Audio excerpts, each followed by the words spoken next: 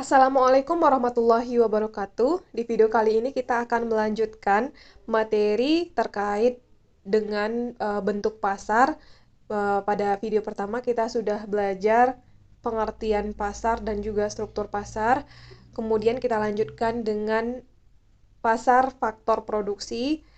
Dan yang keempat ini kita akan membahas pasar uang.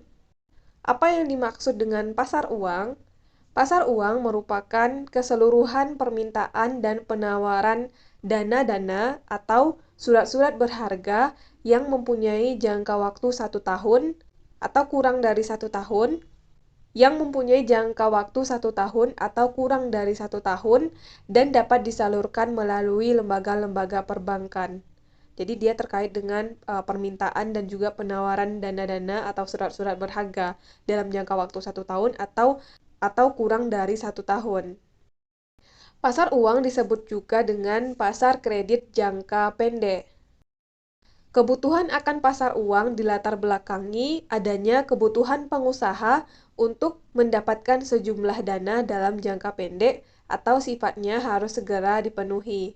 Jadi oleh karena itu, maka diadakanlah pasar uang untuk membantu pengusaha untuk mendapatkan sejumlah dana dalam jangka pendek atau sejumlah dana yang sifatnya harus dipenuhi oleh pengusaha. Ada beberapa fungsi dari pasar uang. Yang pertama, fungsi dari pasar uang adalah mempermudah masyarakat memperoleh dana-dana jangka pendek untuk membiayai modal kerja atau keperluan jangka pendek lainnya. Yang kedua, memberikan kesempatan masyarakat berpartisipasi dalam pembangunan dengan membeli sertifikat Bank Indonesia atau SBI dan surat berharga pasar uang atau SBPU. Yang ketiga, fungsinya adalah menunjang program pemerataan pendapatan bagi masyarakat.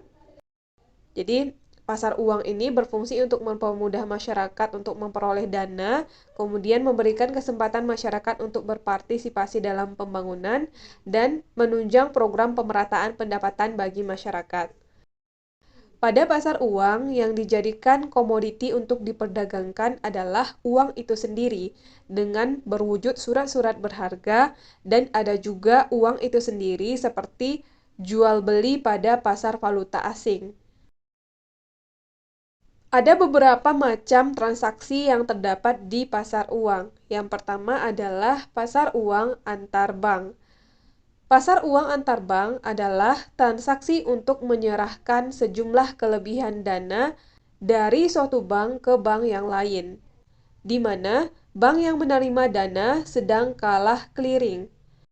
Kalah clearing maksudnya adalah sebuah bank yang kekurangan dana untuk membayar kepada nasabahnya.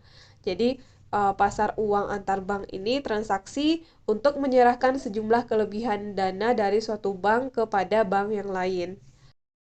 Yang kedua, transaksi yang terdapat di pasar uang adalah sertifikat Bank Indonesia atau SBI.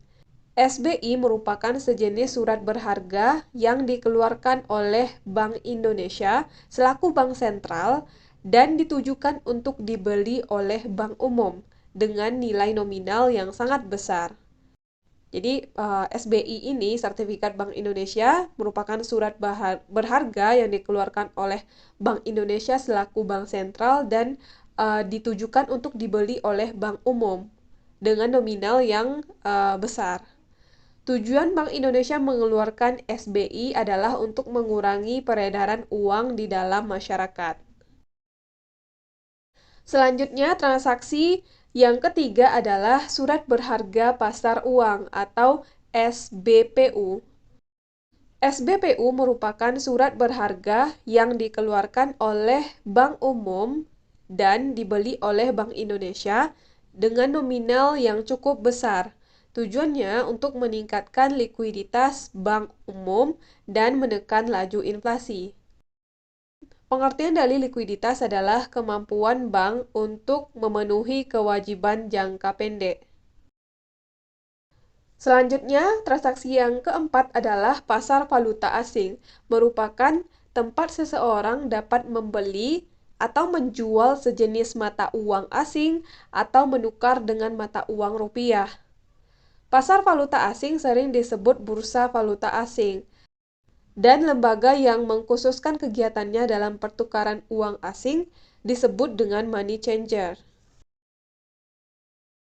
Terakhir, lembaga-lembaga yang ikut dalam pasar uang atau lembaga-lembaga yang terlibat dalam pasar uang diantaranya adalah yang pertama ada bank-bank, yang kedua perusahaan-perusahaan umum, yang ketiga perusahaan asuransi, kemudian yayasan, dan juga lembaga keuangan lainnya seperti koperasi dan juga rumah gadai.